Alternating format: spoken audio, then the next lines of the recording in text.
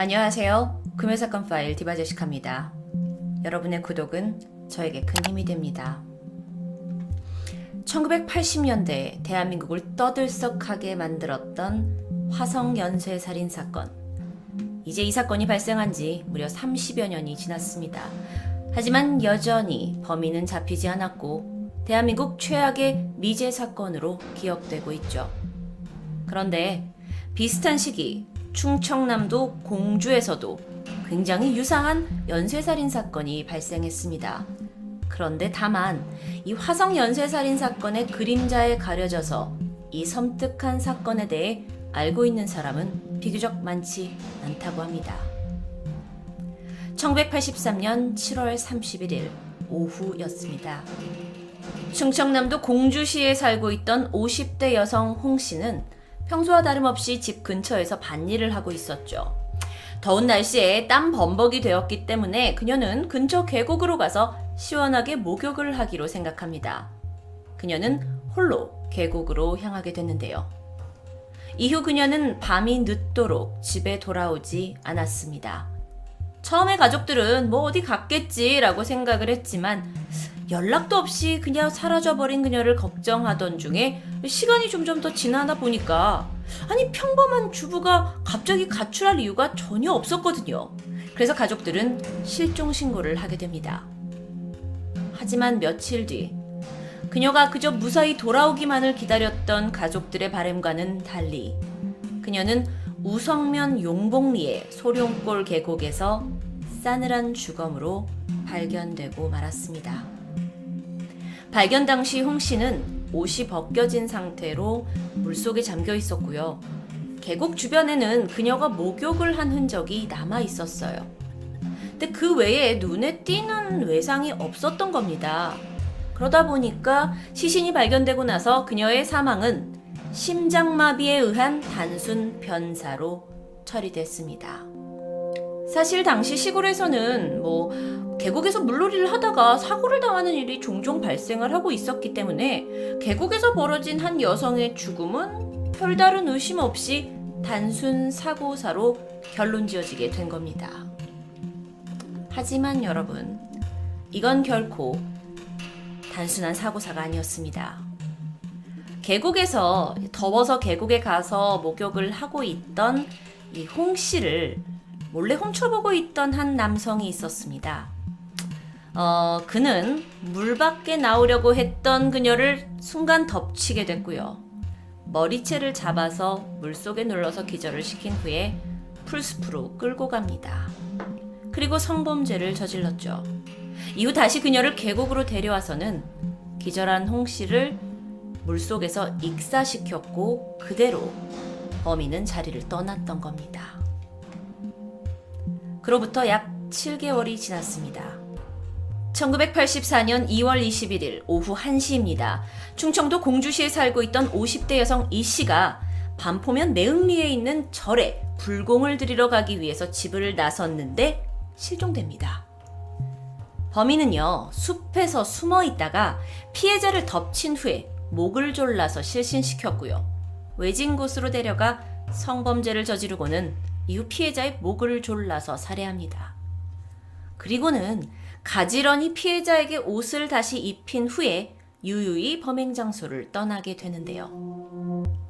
안타까운 것은 그녀가 실종된 지 2달이 지나서야 야산에서 싸늘한 주검으로 발견되었다는 겁니다. 당시 살인사건이 의심되었어요. 하지만 당시의 부검 기술은 지금과는 수준이 많이 달랐기 때문에 국과수 감정 결과 특별한 외상을 발견하지 못했고 체내에서 독극물이 발견된 것도 아니고 그런 타살의 증거들이 없다 보니까 다시 한번 이 사건은 단순 변사 사건으로 처리되고 맙니다. 하지만 이렇게 2번의 사건 이후에 경찰이 혹시 이거 연쇄살인 사건이라고 의심을 할 만한 또 다른 사건이 발생합니다. 2번째 사건 이후 약 6개월 후 1984년 8월 10일에 20대 여성 박 씨가 우성명 용복리의 소룡골에 굉장히 인적이 드문 산길을 지날 때였습니다. 오후 2시였기 때문에 햇볕이 쨍쨍한 대낮이었고요. 뭐 여기는 사실 그녀가 매일같이 다니던 길이었기 때문에 박 씨는 별다른 생각 없이 지나가고 있었는데 갑자기 한 남자가 숲에서 뛰쳐나왔고요. 그녀를 가로막습니다. 손에는 낫이 들려 있었다고 해요. 그러면서 순순히 따라오지 않으면 죽이겠다고 협박하죠. 이후 남자는 박 씨를 깊은 산속까지 끌고 갔고요. 성범죄를 시도했지만 박 씨가 소리를 지르면서 격렬히 반항하게 됩니다. 그래서 남자는 결국 포기하고 도망가게 되는데요. 박 씨는 저항하는 과정에서 괴한의 흉기에 큰 상처를 입었지만 다행히 목숨을 잃진 않았습니다. 그런데 이 사건으로 인해서 이게 멀쩡한 대낮에 작은 마을에서 일어난 강간 미수 사건? 동네에 이제 있는 여성들이 공포에 떨게 되었고요. 외출을 삼가하면서 경계를 늦추지 않게 되었죠. 이후 한동안 공주에서는 이렇다 할 강력 사건이 발생하지 않았습니다.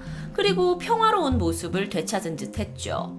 그런데 이 박씨 사건이 발생한 지 약 1년이 지난 1985년 7월 27일 밤 8시입니다. 공주시 반포면 마티고개 인근 한 궤곡에서 여성의 변사체가 발견된 겁니다. 피해자는 20대 이 씨였는데요. 사실 그녀는 관광객이었어요. 인근에 있는 절에 불공을 드리러 가는 길이었습니다. 그런데 그녀가 이 지역 주민이 아니에요. 그러니까는 사실 그녀가 사건을 당하고 나서 실종 신고조차 되어 있지 않은 상황입니다. 그녀가 죽은 지 한 달 만에 이 시신이 발견되었어요. 8월 23일 날요. 하지만 이미 시신이 너무도 심하게 부패된 상태였기 때문에 범인의 흔적을 찾을 수 없었고 심지어 사망 원인까지도 제대로 파악할 수가 없었다고 합니다. 살인은 끝나지 않았습니다. 그로부터 1년 5개월 후인 1987년 1월 29일 또 한 번 이 조용한 시골 마을을 공포에 떨게 하는 사건이 발생합니다. 네 번째 피해자는 공주시 봉황동에 살고 있는 40대 주부 김 씨였습니다. 그녀는 계룡산 칠성암에 불공을 들이러 간다면서 집을 나선 것이 마지막이었어요. 범인은 이번에도 풀숲에 숨어 있다가 그녀를 급습했고요. 목을 졸라 기절시키고는 100m 떨어진 계곡 안쪽으로 데려가서 성범죄를 저지른 후에 목을 졸라 그녀를 살해합니다. 네 번째 살인사건까지 들으시면서 어떤 패턴이 있다라는 걸 여러분이 아마 느끼셨을 텐데요. 그런데 이번에는 그녀의 주머니에 있던 14,600원을 훔쳐갑니다.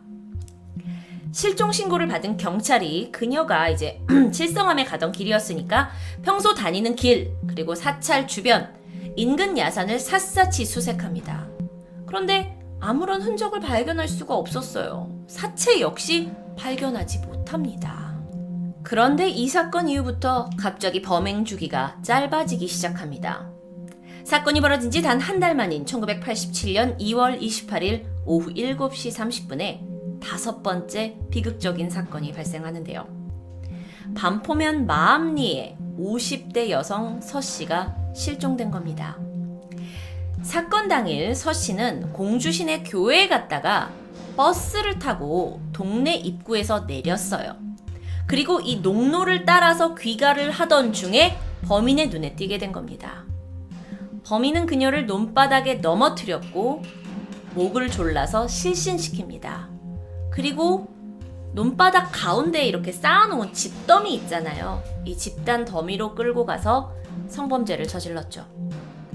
이전과 같은 방식으로 목을 졸라서 그녀를 살해했고요.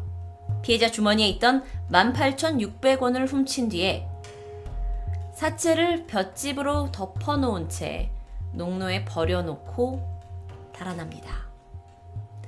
시신은 바로 다음 날인 3월 1일 이 농지 주인에 의해서 발견이 되었는데요. 목에 찰과상이 있었고요. 또 버선과 속옷이 벗겨져 있는 상태였습니다.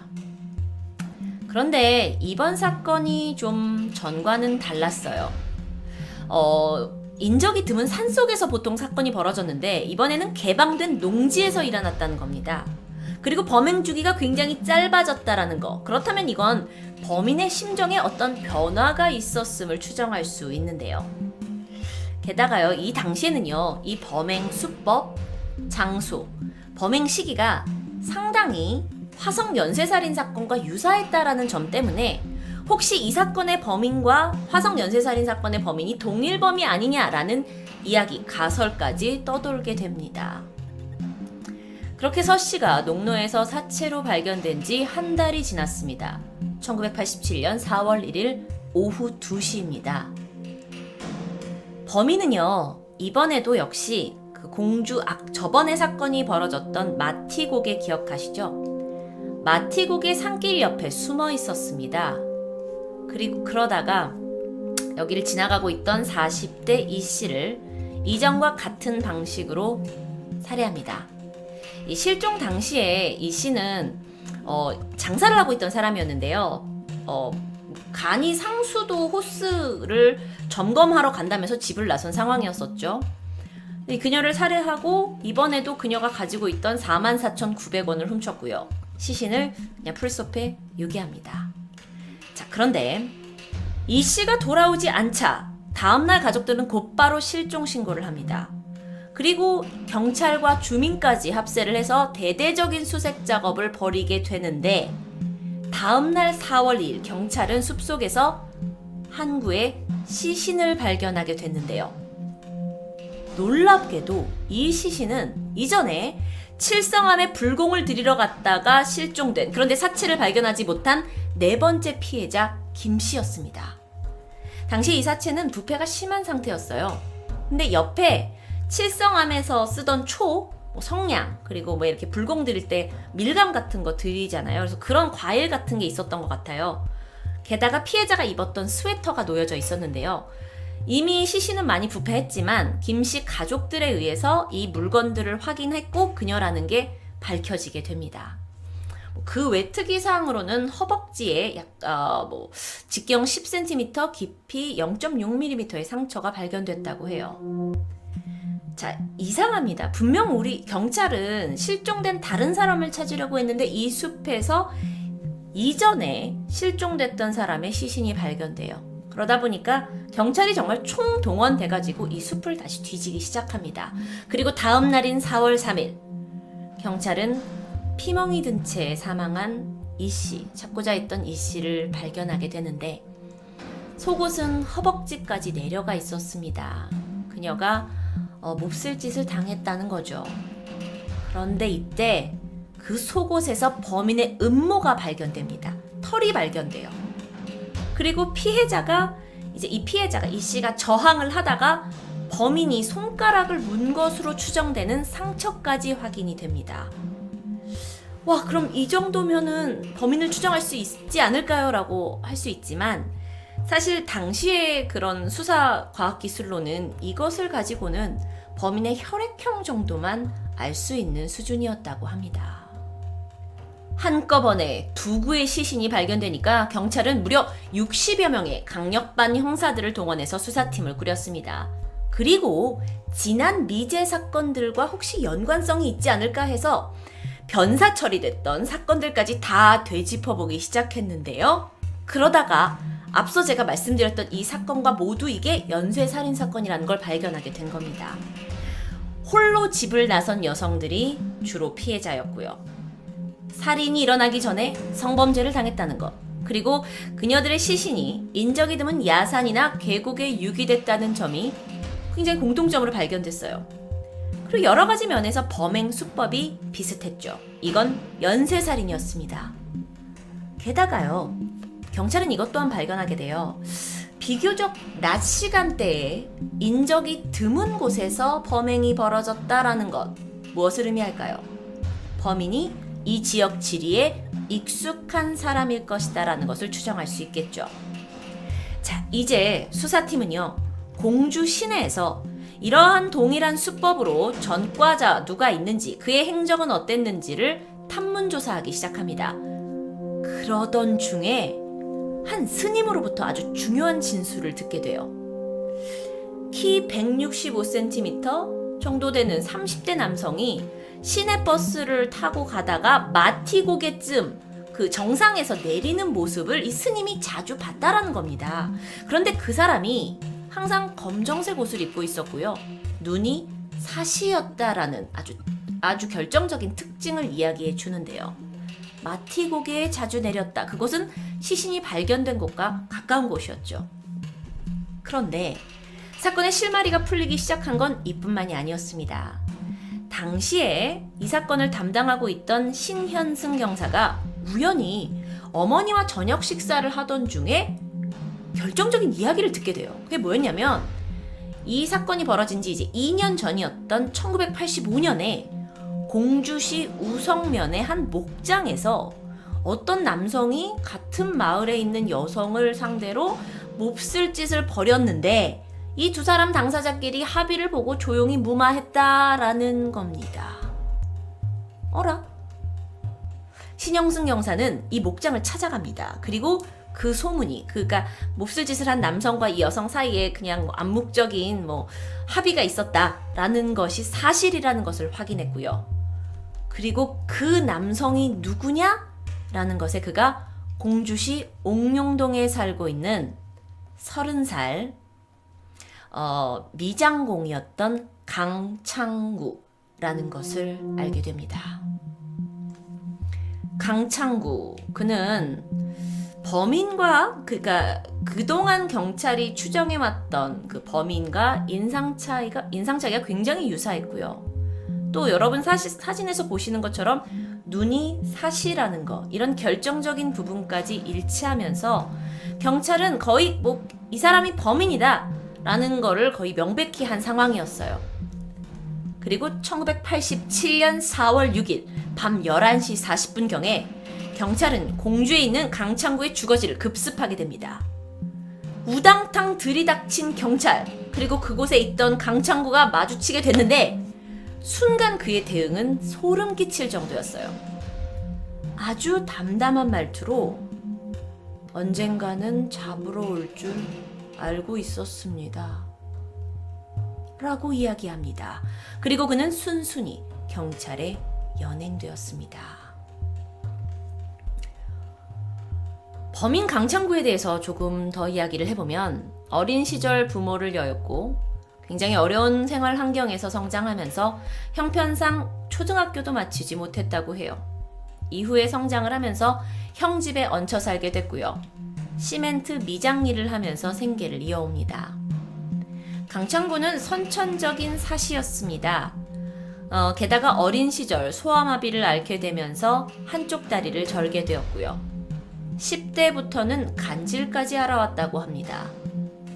하지만 주변에 그가 의지할 만한 사람이 전혀 없었죠. 그래서 그는 자신이 외톨이라는 생각을 떨쳐낼 수가 없었습니다.